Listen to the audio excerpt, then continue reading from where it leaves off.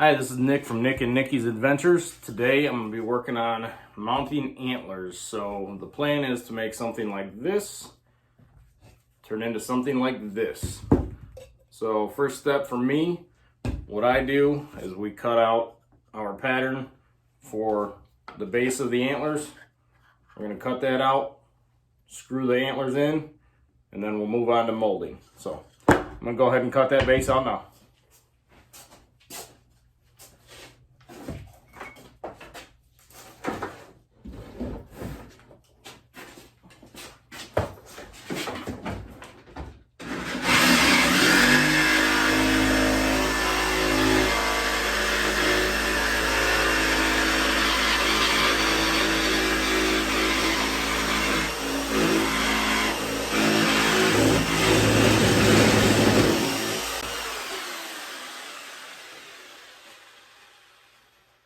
Now that we've got our base cut out for antlers, we're going to run it over to the sander and tighten up the edges.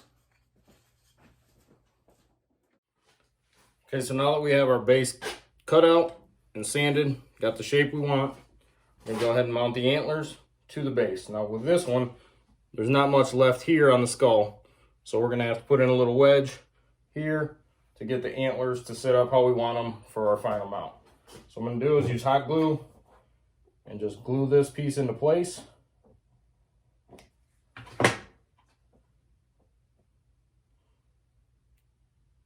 And there we have a place to mount the antlers.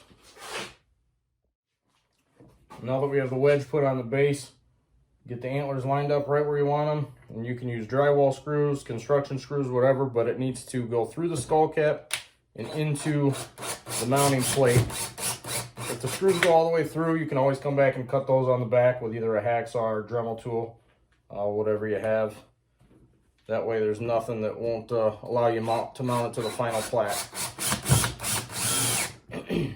So what we have now is our antlers arranged, and the next step will be to use the concrete and plaster Paris mix to shape the antlers the way we want them, and then we'll be able to mount them on the form. So the next thing we do is we mix equal parts plaster Paris with just a fine concrete mix, equal parts into a mixing bucket, and add water. You want kind of a Play-Doh consistency.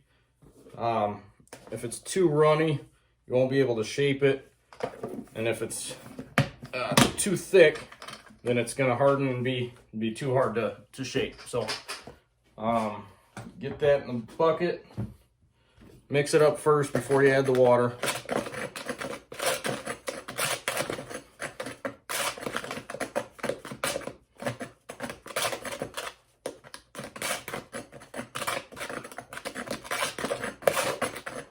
Once it's mixed throughout, add your water.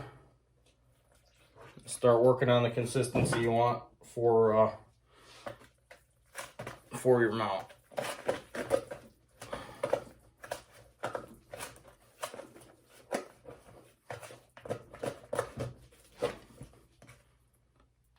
This here is a little too thick, so we're going to add a little bit of water, thin it out just a touch, and we should be good to go.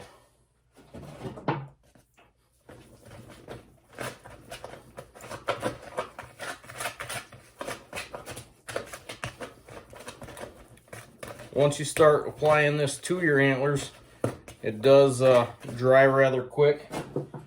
So use the knife, use your hands, try and get it in the shape you want. You can always come back later and sand more down or scrape it off to really finalize that shape, but it does dry rather quickly. So starting off, we're going to make sure that we take this and stuff it all the way in there under the cap. Make sure that's nice and full.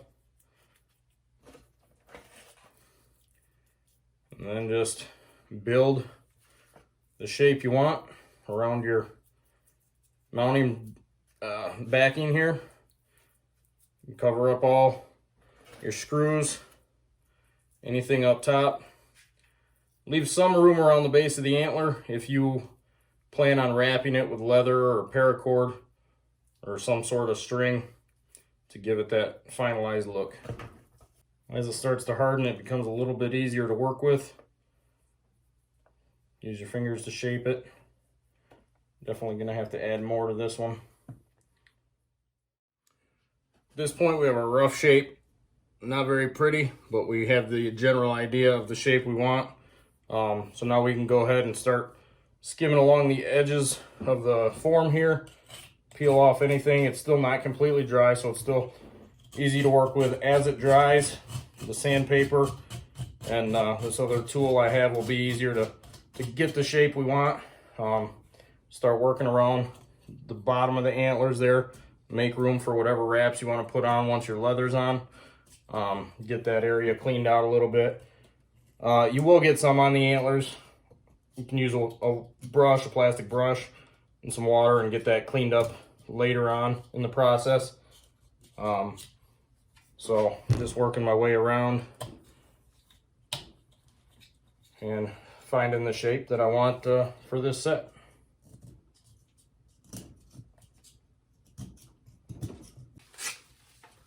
This rasp you can find at Home Depot, Lowe's, any taxidermy shop, and it really helps to get the shape you want and take some big chunks off at a time. Helps smooth things out, and then once you got the shape you want, you can use sandpaper to kind of finalize it and get everything nice and smooth.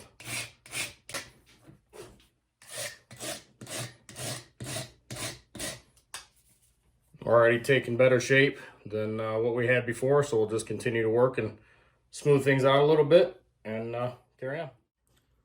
So as I was sanding, came across some pits in the concrete mix there, so what I did was I used some drywall mud just to fill in those spots, and then went back and sanded everything down again. So now that we're set there, you pick out your piece of leather that you want, your felt. You can use the leather substitute, pleather as some say. I already cut out around the antlers to make it a little easier, but we just used a little knife here, X-Acto knife, you can get at any store. Cut out around the base of the antler all the way back around both sides, and then what I do is I use a staple gun to staple the leather into place for proper fitment. So what I'll do is I'll start on one side and then work my way across the top, and then eventually pulling all the way down. You're also going to have to trim off this excess here. You want your seam to be right behind the antler so nobody sees that from a front point of view.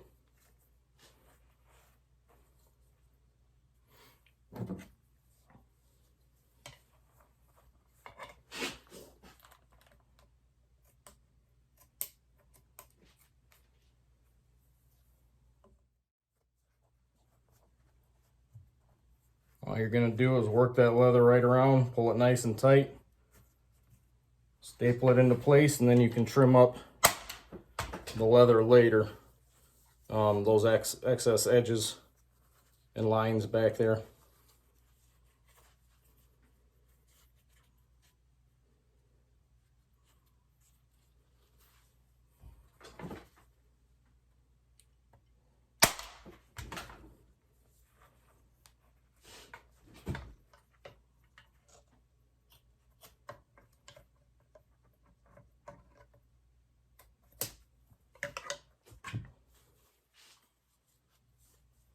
So as you can see here, it's starting to come around. We got the top. Get this side set into place. Pull that leather nice and tight. Get it right around the antler.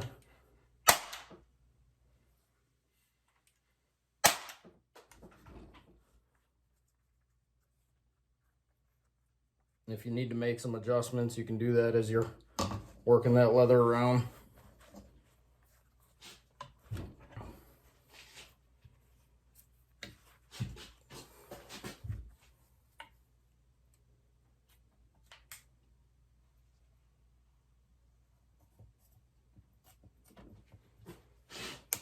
Just cutting off that extra tab there. Cut a little bit more off this side. And that way our seams are hidden behind the antler itself.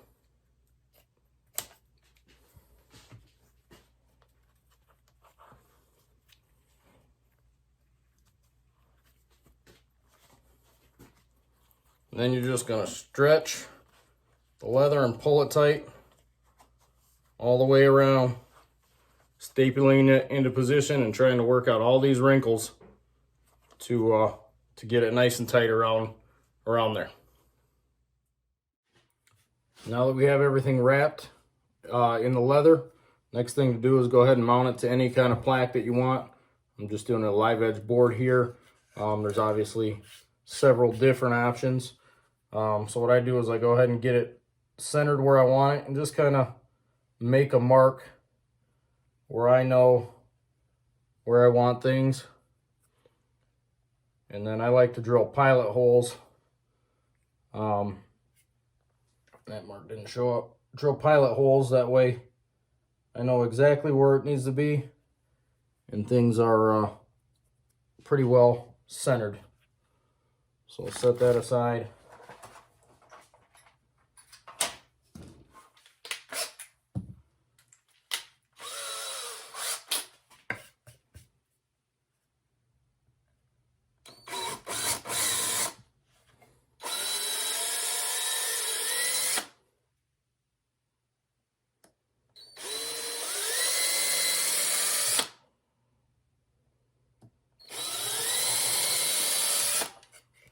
Then also what I like to do on the back is just kind of inset the screws a little bit. So I'll just take a larger bit and then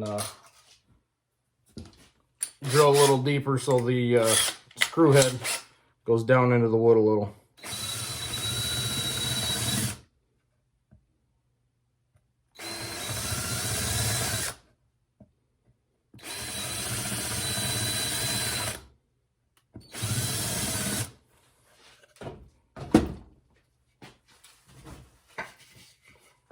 Just like that. And then our screw head fits right down into the holes when we drill through.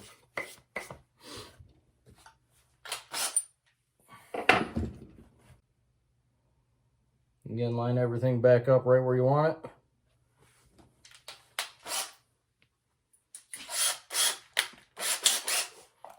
And I use self-tapping screws. That way it'll go right into the board where the antlers are mounted. The tricky part is just holding it right where you want it until you get that screw in place.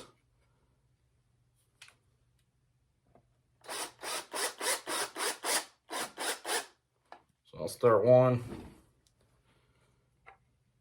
Make sure everything is set up the way you want it before you drive the second screw in.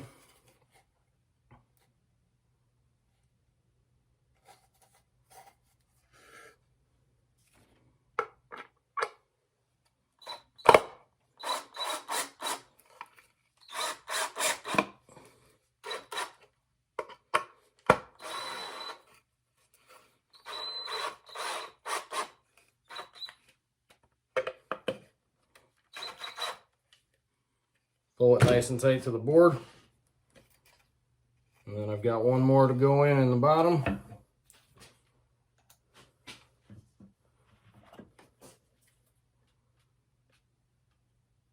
That one might actually be too long. You don't want it to poke through and break anything, so I'm actually going to leave that one out. So here's how we end up. Going from a plain old set of antlers to mounting it on a plaque like this. Last thing to do is going to be to put your hanging hardware on.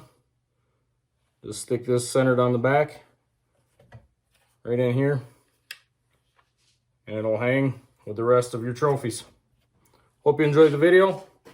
Please like and subscribe to Nick and Nikki's Adventures. See you next time.